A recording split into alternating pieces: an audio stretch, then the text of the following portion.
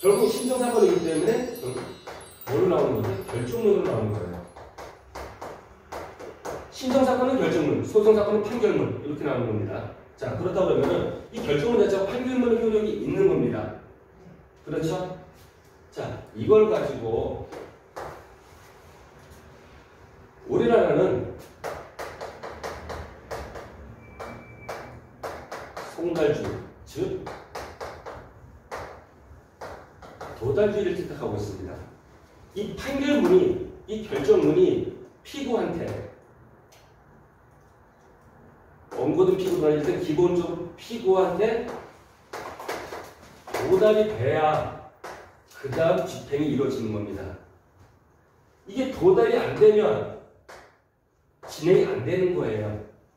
물론 일부 국가는 발신지를 택해서 보낸 날짜부터 인정되지만 우리나라는 도달주의, 결국 송달주의 택하기 때문에 이 결정문이 상대방에 도착했을 때 그 다음 집행이 된다는 얘기인 거예요. 그랬을 때 도달이 돼야 되는데 조금 안다고 내가 받아버리게 되면 그 다음부터 진행이 되겠구나. 인도면의 결정문 받았다는 얘기는 뭐죠? 나가는 얘기를 제가 들었다는 얘기인 거잖아요.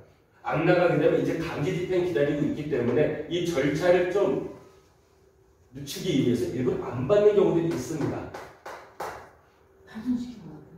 그래서 제가 말씀을 드릴게요.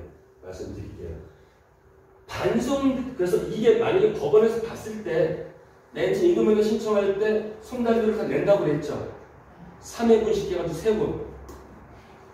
나 상대방 법원 하나 보관하게끔 해가지고 3분을 작성해서 보내면은 각각 법원을 하나 보관하고 있고 신청한 사람한테도 별도로 날라오게 되고 상대방한테도 날아가게 되는 겁니다. 그랬을 때 나는 받았단 말이에요. 거부할 일이 없으니까.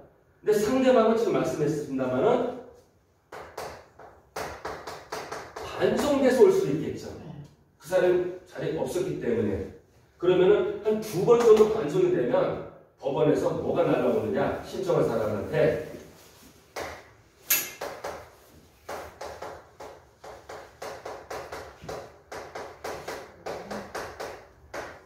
보정명령서가 옵니다. 뭐냐? 야, 네가 써준 주소대로 보냈더니 자꾸 반송 돼서 그냥 못 받는데 주소 한번 다시 확인해. 보정명령서를 가지고 동사무소나 행정복지센터, 주민센터 가가지고 이걸 보여주려면 그 사람의 주민등록 초본을 확인할 수 있습니다. 초본이 뭐죠? 그 사람의 거주지가 계속 변동력이 나오는 거죠. 그랬더니 최근 거주지가 나오잖아요. 그렇죠? 맨 밑에. 그 주소로 다시 한번 확인하라는 얘기인 거예요. 주소가 틀렸으면 다시 정정해가지고 나한테 알려줘. 근데 이게 확인했는데 맞아. 그렇다면 이거는 반송이 아니라 거부로 추정할 수 있겠죠. 그렇죠? 잘못됐다 그러면 다시 고쳐가지고 보내면 되지만 확인해보니까 내가 또 주소 법원에 적어준 게 다 똑같아. 근데 반송 된다는 얘기는 거부 내지는 그 사람이 거주를 안 한다는 얘기겠죠. 그렇죠? 거주를 안 하거나 거부를 할 경우겠죠. 이걸 또 말씀을 드릴게요. 자, 거주를 안 하게 되면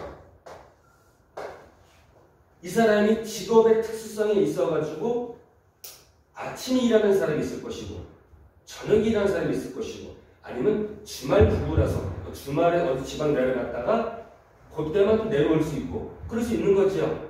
그래서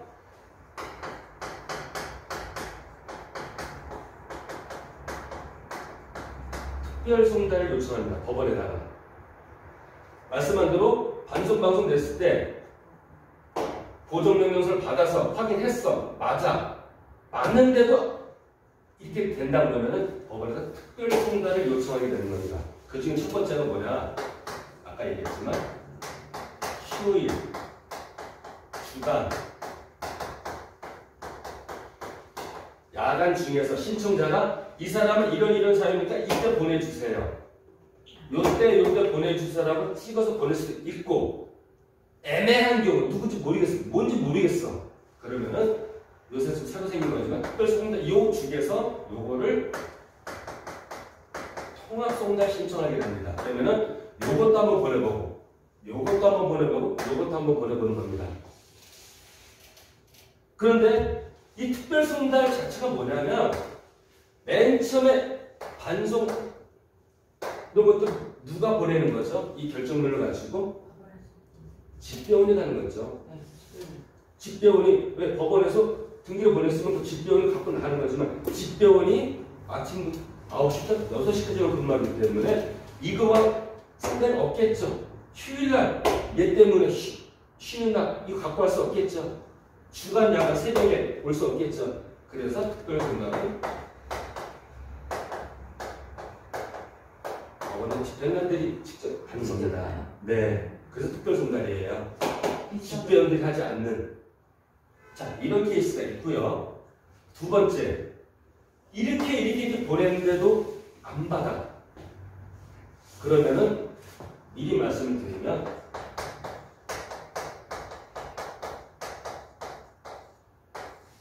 공시송달 제도를 써야 됩니다. 공시송달 제도라는 게 뭐냐? 제가 좀 이따 설명하겠습니다만 내가 이렇게 보내려고 노력을 했음에도 불구하고 그 사람한테 이 판결문이 도달이 안 되니 집행이 안 되니 도달한 것처럼 인정해 주세요 라고 공시송달을 요청하는데 그렇다고 하면 법원에서 봤을 때 너 노력했어? 라는 게 나와야 되는 겁니다. 이렇게 했는데 안 됩니다라는 게 인정이 됐을 때 공시송달 제도를 받아주는 거예요. 이걸 조금 빨리 진행하려고 하면 아파트 같은 경우는 관리사무소 앞에 가면 옆에 판매들 뭐가 붙어있죠? 입주자 대표인, 분여회, 노인회 판매들 붙어있죠. 관리사무소 안에 그렇게 계신 분들 있죠. 그분들한테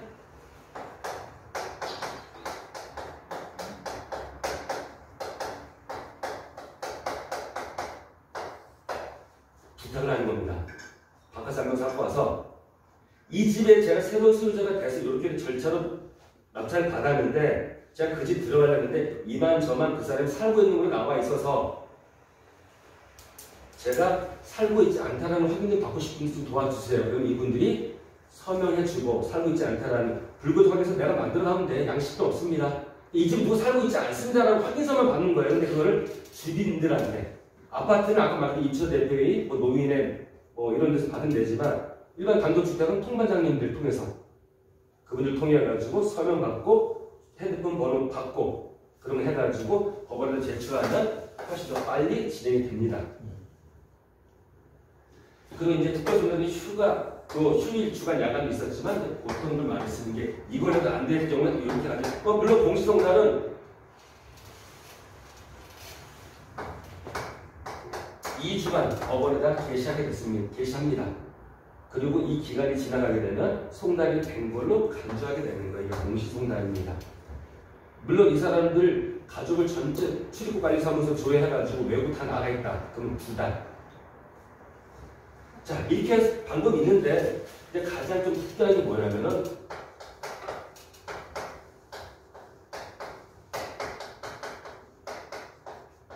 집행관 송달이라고 있습니다. 일명 유치송달. 반송 계속 오는 부분 왜 이 사람들은 했다가 정말로 왜 경매라는 게 그렇잖아요. 내가 경매가 들어갔어. 이 집 정매이 떨어졌어. 아니 포기했어. 채권자들은 경매 절차를 진행하고 있습니다만 승질급한 채권자들은 와가지고 왜 돈 안 줘 이 새끼야 하고 밤마다 와가지고 말릴 수 있겠죠. 그거 불편해서 야반 도주하는 사람들이 있어요. 어차피 내 거 안 되는 거 마음이라도 편하게 먹자. 그럼 가버린 사람이 있죠. 그럼 나중에 경매 물고 인정하는 얘기가 뭐냐면 나중에 중요합니다만은 해문 문제 딱 가는데 여기에 덕지 막 테이프들이 쪽지를 붙여있는 거.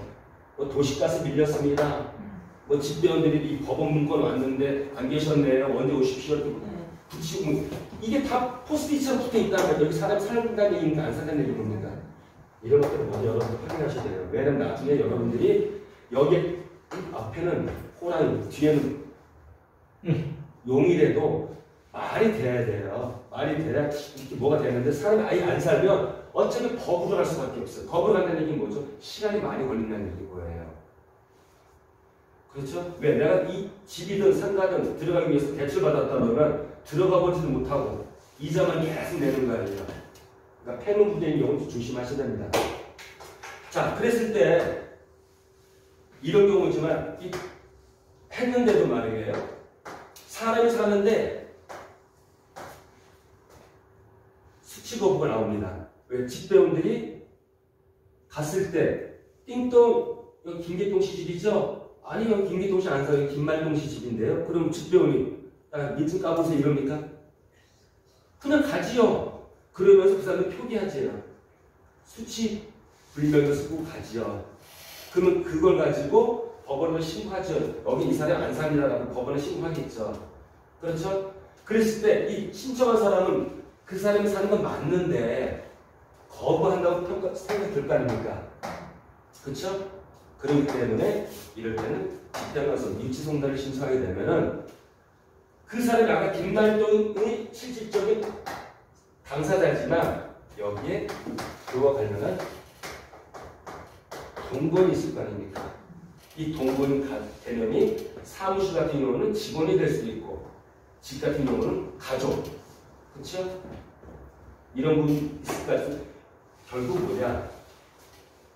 결정문을 갖고 가가지고 김말동 씨하고 누르는데 집행관이 나오는 사람이 또 그런 사람 없대는 거 자주 오시네요. 그럴 때 이 사람이 공무원 좀 보여주고 신분 좀 봅시다.